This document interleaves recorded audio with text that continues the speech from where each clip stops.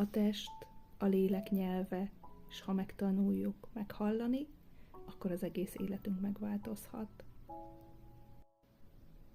Ezt a varázslatos mondatot hoztam 2 héttel ezelőtti tanfolyamról,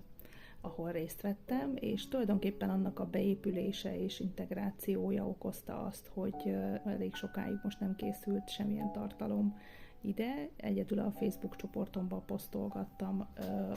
a beérkező témákkal kapcsolatban, és igazából most arról szeretnék beszélni, mesélni, hogy mi is ez az új érintésterápia, amit tanultam. Éveket vártam arra, hogy részt vehessek rajta, mert úgy éreztem, hogy fel kell készülnöm mindenhogyan,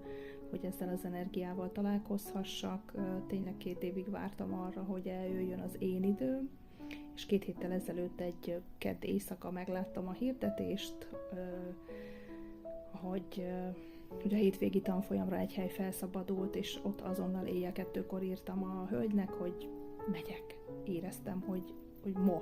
most van itt az idő. És elmentem, és varázslatos volt, és tényleg egy nagyon tápláló, finom energia, egy érintésterápia, amit lehet ruhában is, illetve testérintéssel, olajos masszázsként, de nem masszázs igazából, szóval ne a hagyományos masszázsra gondoljatok, hanem tényleg egy nagyon finom érintésterápiás sessionre. Maga a kezelés egy teljes transformációt indíthat el, tehát ez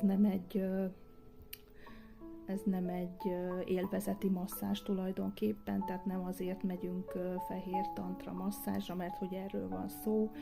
mert most finom érintésekre vágyunk, hanem tényleg egy külső-belső átalakulás, női-férfi energiák harmonizálása, csakratisztítás, csakraharmonizálás,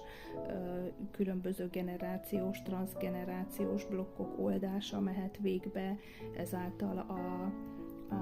kezelés által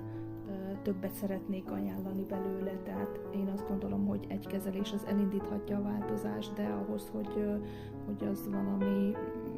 bombasztikus legyen, ahhoz egy